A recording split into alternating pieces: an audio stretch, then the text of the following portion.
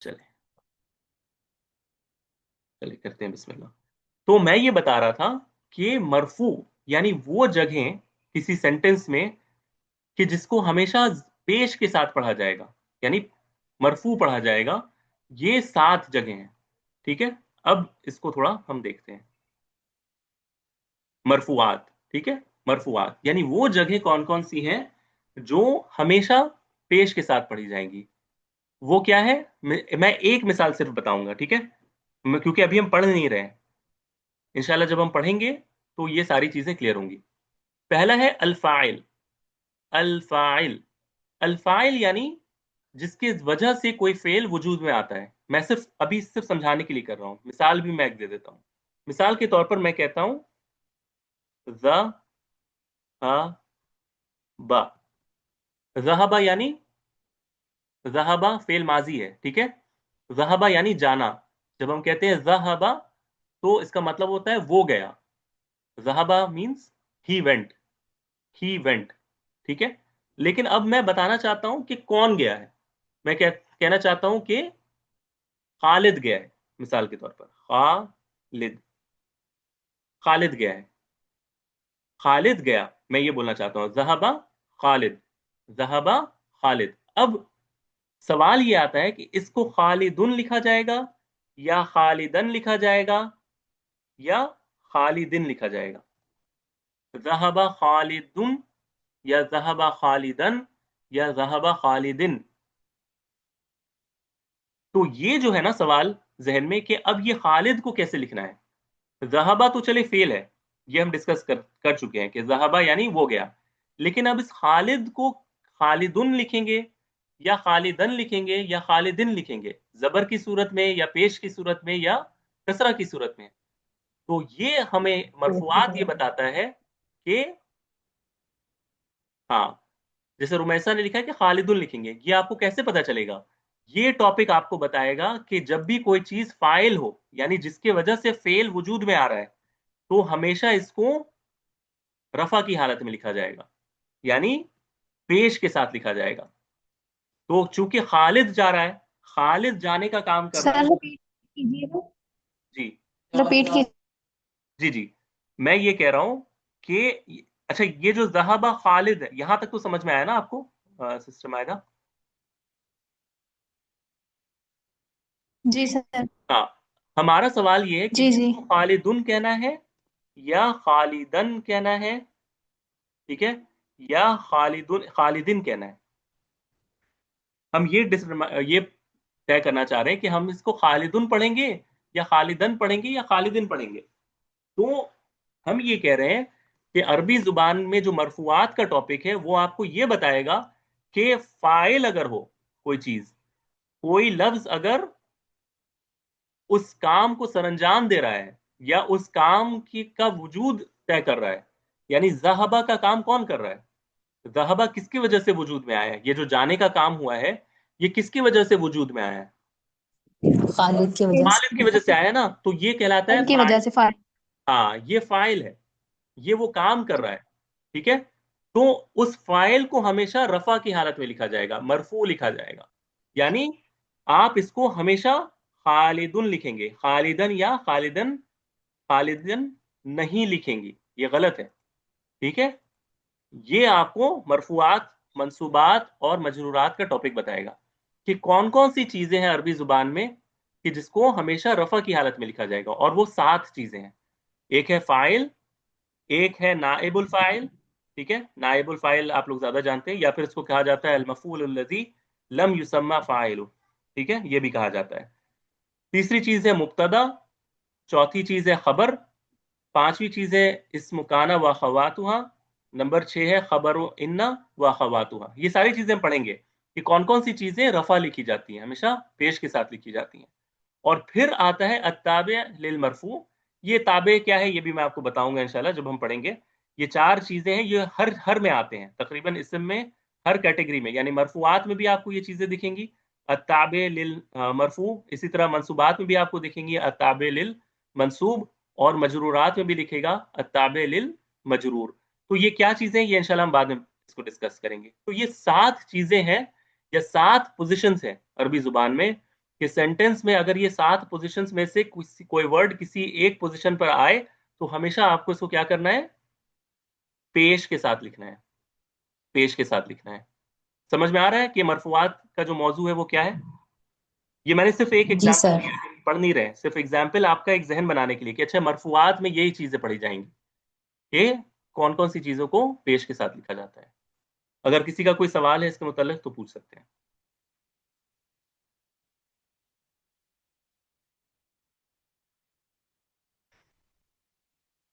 कोई सवाल है किसी का? अच्छा समझ में आ रहा है ना, क्योंकि बहुत कम लोग नो सर, रिस्पॉन्ड कर रहे हैं। जी सर समझ में तो आ रहा है, बस अब मैं दरअसल थोड़ा लेट आई हूँ क्लास में, तो अच्छा अच्छा। मसरूफियत की वजह से मैं नहीं टाइम अच्छा पर आ वैसे पाई। बहुत, हाँ, हम नहव का टॉपिक जो है वो डिस्कस कर रहे हैं कि नहव में हमें पढ़ना क्या है। इंशाल्लाह आप रिकॉर्डिंग सुनेंगे ना, कोई ऐसी बहुत कोई out of the world information मैं नहीं दे रहा, बस एक जहन बनाने के लिए कि क्या चीज़ें हैं जिसको समझना ज़रूरी है इंशाल्लाह ताला।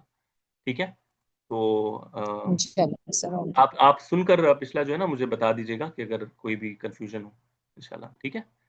अच्छा, जी अगला जो है सर। मौजू वो है मंसूबात का। ठीक है, मंसूबात कि कौन कौन सी वो चीजें हैं या पोजीशंस हैं अरबी जुबान में जिसको हमेशा जबर के साथ पढ़ा जाएगा, जबर के साथ। अब इसमें टोटल 15 चीजें हैं, 15। मफऊल बिही, अल मफऊल बिही, ठीक है, अल मफऊल मुतलक, अल मफऊल फीही जिसको ज़र्फ़ ज़मान भी कहते हैं, अल मफऊल फीही एक और, ये दोनों एक ही टॉपिक के अंदर आते हैं। ज़र्फ़ुल मकान और ज़र्फ़ुल ज़मान ये दोनों मफऊल फीही के टॉपिक में आते हैं। फिर अल मफऊल माहू और अल हाल, अल तमयीज़, अल मुस्तस्ना, ठीक है। फिर इस्म, इस्मु ला नाफियतुल जिन्स लिल जिन्स, यानी ला नाफिया का जो इस्म होता है वो किसी जिन्स के नफा के लिए जो आता है, जैसे हम कहते हैं ला इलाहा। देखिए ला, हम क्या कहते हैं, ला इलाहा इल्लल्लाह, ये कहते हैं ना, ये कहते हैं ना। जी सर। जी सर। अच्छा, हम इसको इलाहा क्यों पढ़ते हैं? इलाहू होना चाहिए ना, ये बाय डिफॉल्ट पेश होना चाहिए, लेकिन हम इसको क्या कहते हैं, इलाहा। तो ये इलाहा क्यों पढ़ते हैं, ये आपको बताएगा कि ये जो पोजीशन है इलाह की जो पोजीशन, ये असल में ला नाफियत, अल्लाह नाफियतुल लिल जिन्स की पोजीशन है। इस वजह से इसको जबर के साथ पढ़ना होगा, इसको आप ला इलाहू नहीं पढ़ सकते, ये गलत हो जाएगा। तो ये मतलब सिर्फ मैं आपको एग्जाम्पल अभी दिखा रहा था ताकि आपका थोड़ा सा जहन बने कि क्या क्या चीजें हैं जिसको जबर के साथ पढ़ी जाती हैं। ठीक है, तो ये टोटल 15 चीजें हैं जिनको जबर के साथ पढ़ी जाती हैं, 7 जिनको पेश के साथ पढ़ी जाती हैं, 15 हैं जिनको किसके साथ पढ़ी जाती हैं, जबर के जबर साथ। के साथ। ठीक है, 15 हैं। और मैंने अभी तक ये पढ़ा था, नंबर 10 है अलमुनादा, नंबर 11 है अल मफऊल मिन अजलिही, ठीक है, नंबर 12 है खबरु काना व खवातुहा, नंबर 13 है इस्मु इन्ना व खवातुहा। अच्छा यहाँ पर अगर आप देखेंगे, यहाँ पर था इस्मु काना व खवातुहा, ठीक है, मरफुआत में इस्मु काना व खवातुहा था, और यहाँ पर क्या है, खबरु काना व खवातुहा। ठीक है, तो ये सेम चीजें नहीं है। ऊपर था इस्मु काना, यहाँ पर है खबरु काना। ऊपर था खबरु इन्ना, नीचे है इस्मु इन्ना। तो ये इंशाल्लाह जब हम पढ़ेंगे तो ये क्लियर हो जाएगा। नंबर 14 है खबरु माल हिजाजिया, और नंबर 15 है अत्ताबे लिल मंसूब, जिस तरह मैंने पहले बताया, अत्ताबे लिल मंसूब। तो ये 15 चीजें हैं जिनको हमें पढ़ना है मंसूबात में। आखिरी जो चीज है, वो आखिरी नहीं यानी उसके बाद जो चीज है अल मजरूरात, कौन कौन सी चीजें हैं जिनको जर के साथ पढ़ा जाता है, कसरा के साथ, यानी उसके नीचे हमेशा जेर आती हैं। इसमें तो आपने कुछ चीजें पढ़ी रखी हैं, कोई मुझे एक तो बता सकता है कि किन चीजों को हम कसरा के साथ पढ़ते हैं? आपको याद है हरफे कि पे। किस, कब कसरा आता है किसी इसम के नीचे? हरफे जार के बाद हरफ जर के जो बाद लफ्ज। जो लफ्ज आता है वही है ना, हमने पढ़ा था, हरफ जर के बाद जब कोई इसम आता है तो वो कसरा कबूल करता है, ये अलामत थी इसम की। तो देखें अल मजरूर बिहरफिल जर, यानी हरफ जर के बाद अगर कोई इसम आएगा तो वो हमेशा कसरा के साथ आएगा। इसी तरह इजाफत, यानी इजाफत यानी अब्दुल्लाह ही पढ़ते हैं हम, अब्दुल्लाह ही, अब्दुल्लाहु नहीं पढ़ते, किताबुल्लाह ही पढ़ते हैं, किताबुल्लाहु नहीं पढ़ते। تو इजाफत की सूरत में जो दूसरा इसम है वो कसरा कबूल करता है, ये भी हम इसमें पढ़ेंगे। और फिर अत्ताबे, अत्ताबे जो है, फिर जिस तरह हमने मरफूआत मंसूबात में देखा कि जो ताबे होते हैं वो भी फॉलो करते हैं अपने मतबू को। यानी कुछ चीजें होती हैं जो खुद नहीं होते, मरफू मंसूब और मजरूर, वो सर झुकाए अपने लीडर को देखते रहते हैं। मेरा लीडर अगर मरफू है तो मैं भी चुपचाप मरफू रहूंगा, मेरा लीडर अगर मंसूब है तो मैं भी मंसूब रहूंगा, मेरा लीडर अगर मजरूर है तो मैं भी मजरूर रहूंगा। इसी को ताबे कहते हैं। ये ताबे हैं, यानी फर्मा बरदार है बेचारा, जो इसका मालिक इसको कहता है ये चुपचाप हो रहता है। ठीक है, तो इसको भी हमें पढ़ना है। और आखिरी चीज जो है वो अल मजजूम है, यानी वो चीजें जो जज्म के साथ आती हैं, आखिर पर सुकून के साथ।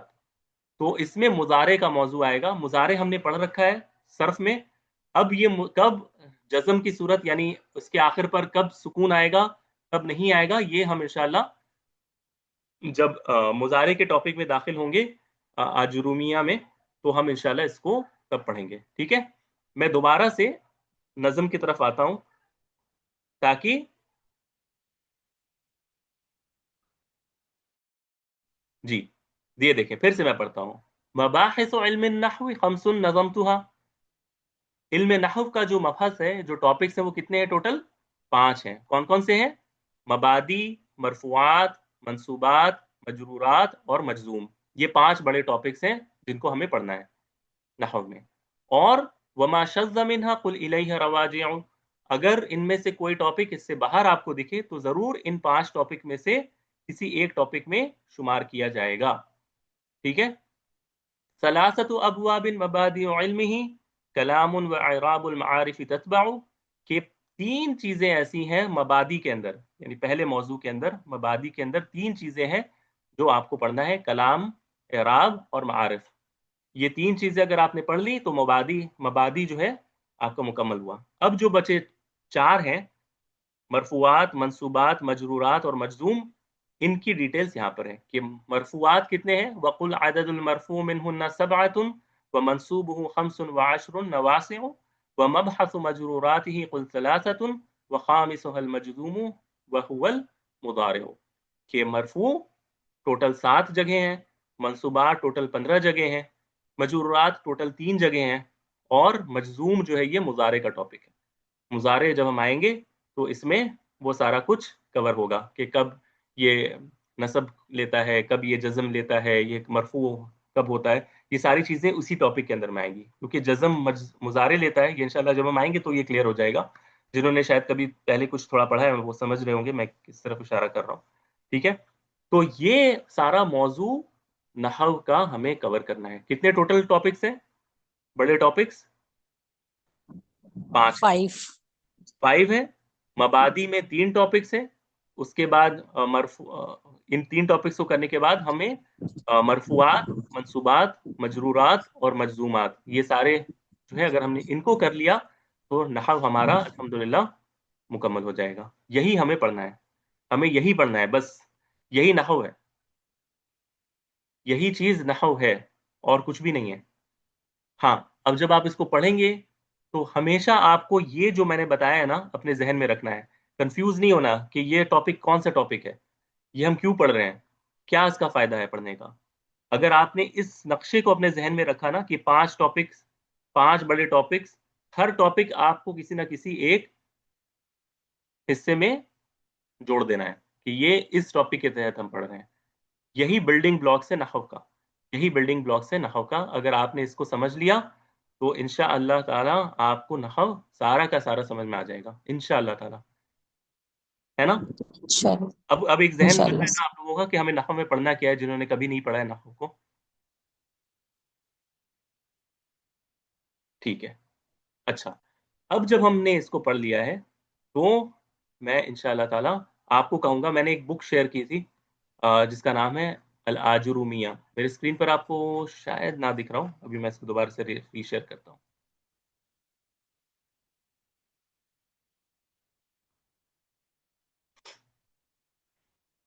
अगर दिख रही हो तो बताइएगा। जी सर, दिख रही है।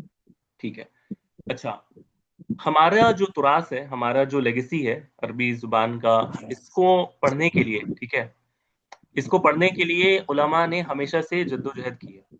यानी आप ये समझ लें कि सहाबा के दौर, यानी सहाबा तो अरब थे ना, उन्हें तो नहव और सर्फ पढ़ने की कोई ज़रूरत थी नहीं। लेकिन जब इस्लाम दूसरे जगहों पर फैला तो उलमा और तुलबा दोनों के लिए ये चैलेंज हुआ कि इसे सिखाया कैसे जाए, इनके कवायद को कैसे सिखाया जाए। तो किताबें जो हैं वो उलमा ने लिखनी शुरू की कि नहव के कायदे क्या हैं, कवायद क्या हैं, और बच्चों को उसी कवायद को सिखाया जाता। ठीक है, ये जो किताब आपके सामने है ये उसी सिलसिले की एक किताब है।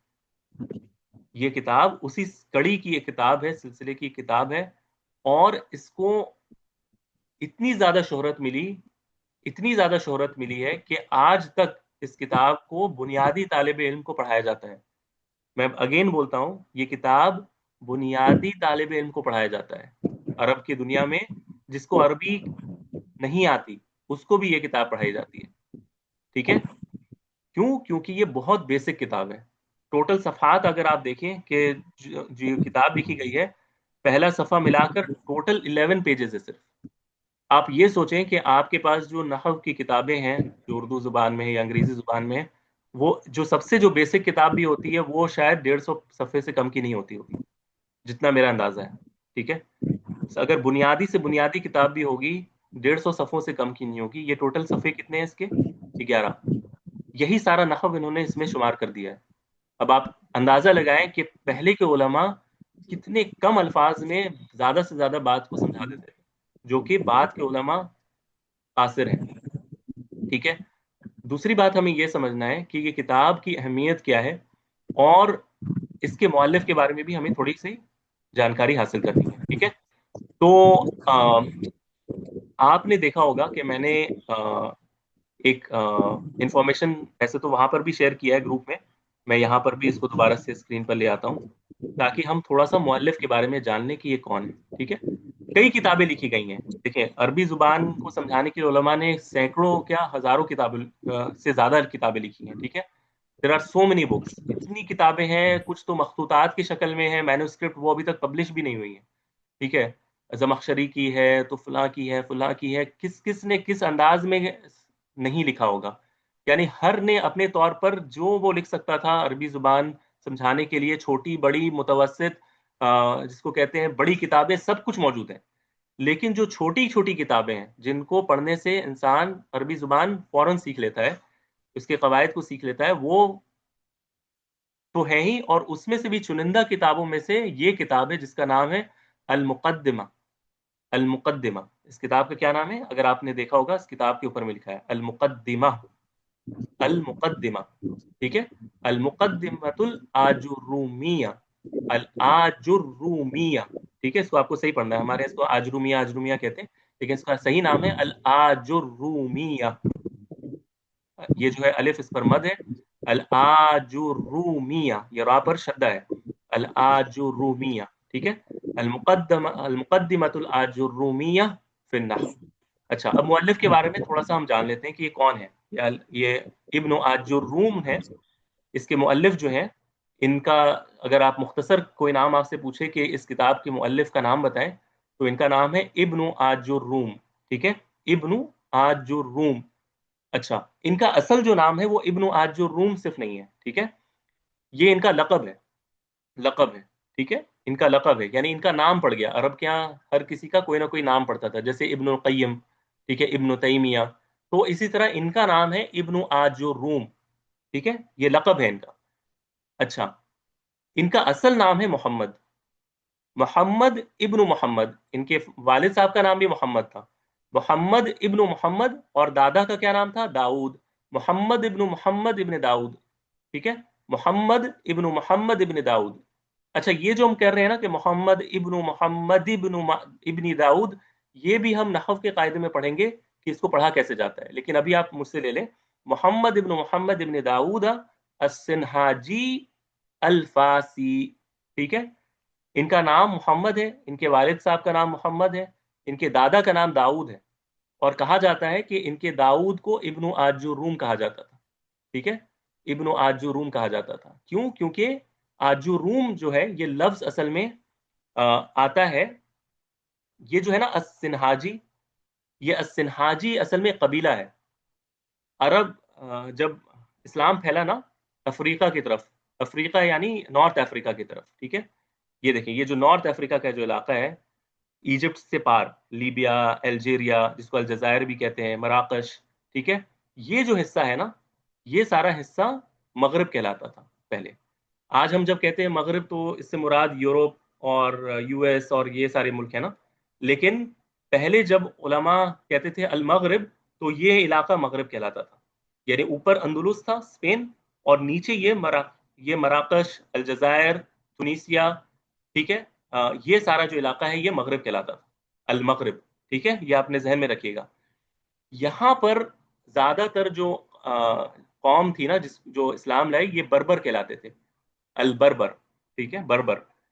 تو ان میں جو زبان بولی جاتی تھی وہ امازیغیہ زبان بولی جاتی تھی، امازیغیہ. ٹھیک ہے، یہ انفارمیشن ہے جیسا آپ سن لیں، شاید کبھی زندگی میں کام آئے. امازیغیہ زبان بولی جاتی تھی، عربی نہیں بولتے تھے یہ. یعنی یہ ہماری طرح اردو یا ہندی بولنے والے قسم کے لوگ تھے جن کی اپنی زبان تھی امازیغیہ. یہ بربر آج بھی موجود ہے مراکش میں، الجزائر میں، یہ آج بھی موجود ہے، اور ان کے ہاں آج بھی امازیغیہ زبان بولی جاتی ہے. یعنی ایک زندہ زبان ہے یہ امازیغیہ. اس زبان میں آجوروم، ابن آجوروم کا مطلب ہوتا تھا فقیر یا صوفی ٹائپ کوئی شخص. ٹھیک ہے، اس کو آجوروم کہتے تھے. ٹھیک ہے، آجوروم. اور ان کا قبیلہ جو تھا ان کو السنہاج کہا جاتا تھا، سنہاج قبیلہ. یہ عرب کا قبیلہ نہیں ہے، یہ بربروں کا قبیلہ ہے، السنہاج. اسی وجہ سے یہ کہلاتے ہیں السنہاجی، یعنی یہ بربر کا جو ہے نا قبیلہ، ان کی طرف ان کی نسبت ہے.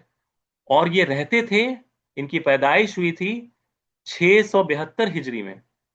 ٹھیک ہے، تقریباً اب 800 سال ہونے والے ہیں کچھ سالوں میں، یا 750 سال آپ پکڑ لیں. 750 سال پہلے ان کی پیدائش ہوئی تھی فاس کے علاقے میں. فاس، یہ مدینہ ہے، شہر ہے فاس، یہ دیکھیں یہاں پر موجود ہے، آج بھی یہ موجود ہے. فز، اس کو فز کہتے ہیں، یا فز انگلش میں کہا جاتا ہے، فز. یہ آج بھی موجود ہے یہ علاقہ اسی نام سے. یہاں ان کی پیدائش ہوئی تھی. اب میں آپ کو یہ ساری چیزیں کیوں بتا رہا ہوں؟ تاکہ آپ کو یہ سمجھ میں آئے کہ ہمارا جو ہے نا وہ لیگیسی کہاں تک ہے، ہمارا جو تراث ہے، ہمارے علماء کہاں کہاں سے انہوں نے کیا کیا کیا ہے. ٹھیک ہے، تو یہ فاس کے علاقے میں یہ پیدا ہوئے 672 ہجری میں، تقریباً 750 سال سے بھی زیادہ، 750 سال پہلے. ٹھیک ہے، اس وجہ سے ان کو الفاسی کہا جاتا ہے، فاس کے علاقے میں پیدا ہوئے تھے. اور فاس میں ہی ان کا انتقال بھی ہوا 723 ہجری میں. ٹھیک ہے، 723 ہجری میں.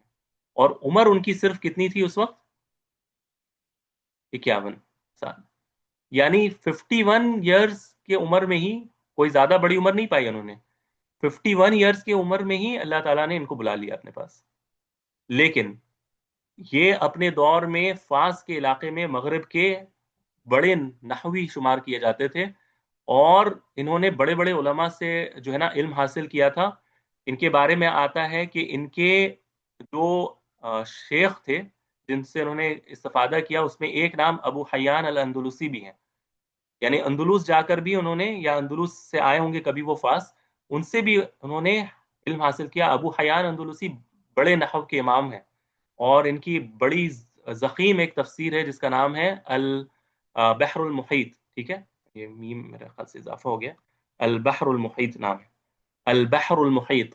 کئی جلدوں میں ہے، یہ کافی ضخیم ہے، اور اس میں عربی، نحوی، صرفی سارے ڈسکشنز آپ کو مل جائیں گے. یعنی تفسیر میں یہ نحوی طرز پر یا گرامر کے طرز پر لکھی گئی تفسیر میں اس کو کہتے ہیں امام کی حیثیت رکھتا ہے. یعنی اتنی زیادہ اس میں انفارمیشن ہے نحو اور صرف اور اعراب کی. یعنی ہر آیت کو ڈسکس کیا گیا ہے کہ اس میں نحو کا پہلو کیا ہے، صرف کا پہلو کیا ہے، پرانے علماء نے کیا کہا، ان کی اپنی رائے کیا ہے، سارا کچھ انہوں نے ڈسکس کیا ہوا ہے. ابو حیان الاندلسی نام ہے ان کا. ان سے انہوں نے علم حاصل کیا تھا. اور ان کے تلامذہ میں محمد ابن جعفر ابن مشتمل الاسلمی البلباتی بلباتی. ٹھیک ہے، یہ بھی ان کے شاگرد میں ہیں، ان کے شاگرد ہیں. یہ مشہور ہیں، یعنی قاضی تھے یہ اپنے علاقے کے، اور بڑے شاعر اور ادیب تھے. تو یہ بھی ان کے شاگرد میں شامل ہیں. اور تو یہ میں اس لیے بتانا چاہ رہا ہوں کہ 51 سال کی جو عمر ہے اس میں انہوں نے دو تین ہی کتابیں لکھی ہیں. انہوں نے زیادہ کتابیں نہیں لکھی، لیکن ایک کتاب ان کی زندگی میں یہ تھی المقدمہ، جو انہوں نے نحو کے لیے ان طالب علموں کے لیے لکھا تھا جو قرآن پڑھنے کے بعد یا حفظ کرنے کے بعد نحو سیکھنا چاہتے تھے. ان کے لیے انہوں نے 11 صفحات پر کہ مشتمل ایک چھوٹا سا مقدمہ لکھا تھا جو ان کو نحو کی سمجھ دے دے. یہ کتاب اتنی زیادہ مشہور ہوئی ہے کہ آج تک 750 سال تک یہ محفوظ ہے، اور اس پہ درجنوں سے زیادہ علماء نے تشریحات کی ہیں، اس کو ایکسپلین کیا ہے، اس کو نظم کی صورت میں لکھا ہے، اس پر حاشیے لگائے ہیں، فٹ نوٹس لگائے ہیں، کیا کچھ نہیں کیا علماء نے. یہ کتاب اتنی مقبول ہوئی ہے، اور یہ شاید علماء کہتے ہیں کہ ان کے اخلاص کی وجہ سے، یعنی انہوں نے جس اخلاص کے ساتھ اس کتاب کو لکھا تھا، کیونکہ اللہ تعالیٰ اخلاص کو مقبول کر دیتا ہے لوگوں کے. اگر آپ کوئی کام مخلص ہو کر کرتے ہیں تو علماء تو جو دنیا ہوتی ہے، جو مسلمان ہوتے ہیں، اس کے اندر اللہ تعالیٰ اس کی مقبولیت پیدا کر دیتے ہیں. تو یہ کتاب اتنی مقبول ہوئی ہے، اتنی مقبول ہوئی ہے کہ اس کو ہزاروں کی تعداد میں اس کے دروس ہوتے ہیں ہر جگہ. ابھی ہم یہاں بیٹھے ہیں، میں تو ابھی آپ کو صرف اس کا تعارف دے رہا ہوں. کتنے علماء تو اس کو 2 درس کے اندر اس کو مکمل کر دیتے ہیں، یعنی پورے اس کو پڑھنے کا سیشنز چلتا ہے. ٹھیک ہے، 1 گھنٹے کے اندر یہ پوری کتاب پڑھتے ہیں، اس میں کچھ حاشیے کے طور پر کچھ باتیں بتاتے ہیں، کتاب ختم. ٹھیک ہے، یعنی اس تیزی سے بھی اس کتاب کو پڑھایا جا رہا ہوتا ہے. اس کے ساتھ ساتھ اس پر بڑے بڑے دروس بھی ہوتے ہیں جو مہینوں تک چلتے ہیں. ٹھیک ہے، تو یہ کتاب بے حد مقبول ہے، بے حد مقبول ہے. عرب کی دنیا میں تو جس کو کہتے ہیں کہ نمبر 1 اگر پوزیشن میں بولوں نا کہ کوئی کتاب جس کو بنیادی طور پر پڑھایا جاتا ہے، وہ یہی کتاب ہے. ٹھیک ہے، المقدمۃ الآجرومیہ.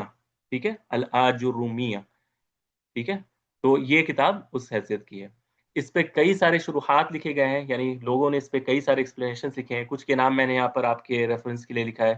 ایک 10ویں صدی ہجری میں ایک شیخ گزرے ہیں خالد الازہری، ان کی شرح موجود ہے. شرح مکودی یہ سب سے پرانی شرح مانی جاتی ہے آجرومیہ کی، یعنی یہ 8ویں صدی ہجری کی ہوگی میرے خیال میں.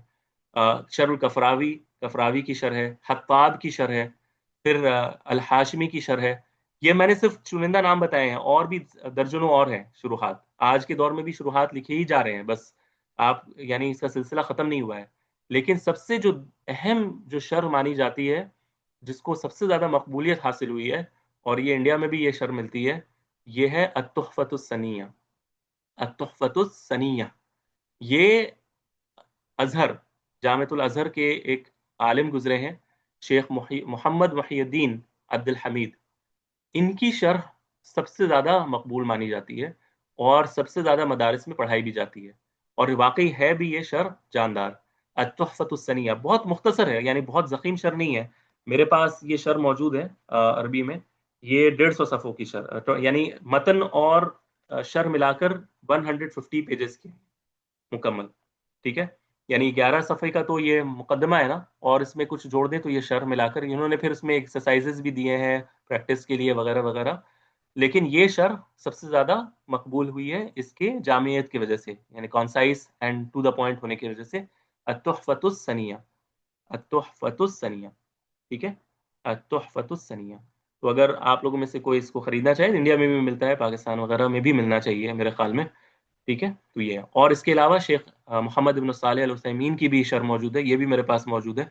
انہوں نے بھی اس کا شرح کیا ہے، اور یہ بھی کافی آسان اور ایزی وے میں انہوں نے ایکسپلین کیا ہے، رحمہ اللہ جمیعا.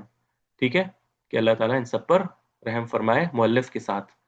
تو یہ ہمارا جو ہے نا، یہ انشاءاللہ آئندہ دنوں میں جو ہم پڑھیں گے، یہ جو کتاب ہمارے سامنے ہے المقدمہ الآجرومیہ، یہ ہم کتاب پڑھیں گے انشاءاللہ. اگر آپ دیکھیں گے اس کتاب کو، انہوں نے بسم اللہ الرحمن الرحیم سے شروع کرتے ہوئے سب سے پہلے کیا ڈسکس کیا ہے؟ الکلام. کسی بھی نحو کی کتاب کو آپ اٹھا لیں، پرانے زمانے کی، حالیہ زمان کی، اس میں سب سے پہلا موضوع مبادی علم ہی میں سے ہوگا، جو کہ ہے الکلام. ٹھیک ہے، کلام اور اس کے اقسام. یہ سب سے پہلے اس کو ڈسکس کریں گے. پھر کیا ڈسکس کریں گے؟ ہم نے کہا تھا نا کہ اعراب آتا ہے مبادی علم میں سے، کلام کے بعد یہ اعراب کو پھر ڈسکس کریں گے. اعراب کو سارا ڈسکس کرنے کے بعد پھر اس کے میں ساری چیزیں آ جائیں گی، اس کے حروف کے ساتھ کب ہوتا ہے اور پیش کے ساتھ کب ہوتا ہے، یہ ساری چیزیں انشاءاللہ آئیں گی. پھر اس میں کئی سارے فصل انہوں نے بنائے ہیں. پھر افعال کو تھوڑا سا ڈسکس کیا ہے کہ فعل کیا چیز ہوتی ہے. ٹھیک ہے. مرفوعات، باب مرفوعات کون کون سی چیزیں مرفوعات شمار ہوتی ہیں، دیکھیں 7 لکھا ہے انہوں نے، 7. ٹھیک ہے. پھر فاعل کو ڈسکس کیا انڈیویجولی. اب یہ جو 7 چیزیں ہیں ان کو ڈسکس کریں گے وہ. ٹھیک ہے. اس کے بعد پھر کس پہ جائیں گے، منصوبات پہ جائیں گے. ٹھیک ہے. منصوبات میں جانے کے بعد یہ دیکھیں یہاں پہ منصوبات یہاں پر آئے گا. منصوبات انہوں نے 14 کے ہیں، ہم نے 15 کا ہے، اس کی وجہ ہے. ٹھیک ہے. تو یہ ان 15 چیزوں کو یہاں پہ ڈسکس کریں گے، سارے منصوبات کو ذکر کرنے کے بعد پھر وہ جائیں گے اس میں مجرورات میں. ابھی یہ منصوبات ہی چل رہا ہے، یعنی کون کون سی چیزیں منصوبات ہوتی ہیں. اچھا، ایک چیز اور ہے جو میں آپ کو بتانا بھول گیا کہ ابن آجروم جو ہے، اچھا ہمارے نحو میں نا جو گرامر ہے اس میں 2 بڑے اسکول آف تھاٹ ہیں. ایک بصری اسکول آف تھاٹ ہے اور ایک کوفی اسکول آف تھاٹ ہے.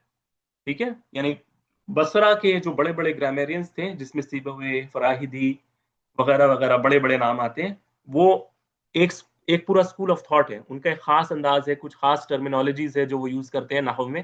اور ایک ہے کوفی، جس میں کسائی وغیرہ شمار ہوتے ہیں. تو یہ امام کسائی وغیرہ یہ سب کوفی اسکول آف تھاٹ کے ہیں اور ان کے خاص ٹرمینالوجیز ہیں. اب مثال کے طور پر ایک ایگزامپل میں دیتا ہوں، صرف سن لیجئے. ٹھیک ہے. مثال کے طور پر جو بصرہ کے اسکول آف تھاٹ والے ہیں وہ حرف جر کے لیے جر کا استعمال کرتے ہیں، لفظ جر کا، مجرورات. ٹھیک ہے. جر، حرف جر. لیکن کوفہ والے اس کو کیا کہتے ہیں، حروف الخفض. خفض، خا، فا اور دا. خفض کہتے ہیں دبا دینے کو، کسی چیز کو سپریس کر دینے کو. تو ان کے ہاں لفظ کا استعمال الگ ہے. بصرہ والے اسی لفظ کو کہتے ہیں جر، کوفہ والے کیا کہتے ہیں، خفض. اب اس کتاب میں مجرورات نہ کہہ کر محفوظات کہا گیا ہے، یعنی وہ چیزیں جو جر کے ساتھ پڑھی جاتی ہیں. تو اس سے علماء نے یہ کہا ہے کہ یہ جو شیخ ہیں یہ کہیں نہ کہیں کوفیوں سے متاثر ہیں، کیونکہ یہ مجرورات کا لفظ استعمال نہیں کر رہے، یہ کیا کہہ رہے ہیں، محفوظات. تو یہ تھوڑا سا آبزرویشن ہے، اور بھی ایک دو آبزرویشن، لیکن عمومی طور پر یہ بصرہ کے اسکول آف تھاٹ سے ہی متاثر ہے. کہیں کہیں یہ الفاظ یہ کوفیوں والا استعمال کرتے ہیں. ہو سکتا ہے ان کے پاس پڑھنے والے جو ہے وہ زیادہ کوفہ سے آتے ہوں، ممکنات میں سے، تو اس وجہ سے انہوں نے ایسا کیا ہو. بہرحال تو یہ محفوظات یا مجرورات کو انہوں نے ڈسکس کیا ہے. پھر دیکھیں یہ ٹاپک ختم، بس یہیں پہ ہے. تو انشاءاللہ جب ہم اس کتاب کو پڑھیں گے تو یہ ساری چیزیں جو ہم نے بنیاد کے طور پر آپ کے سامنے رکھی ہے نا، یہ ساری چیزیں اس نظم کو آپ یاد کرنا چاہیں تو یاد بھی کر سکتی ہیں. میرے خیال سے اب آپ کو اس کو یاد کرنا مشکل نہیں ہوگا، سمجھنا بھی مشکل نہیں ہوگا. ایسے ہی ہے نا، جتنا میں نے سمجھا دیا اس سے اب آپ کو سمجھ میں آ رہا ہے نا یہ نظم.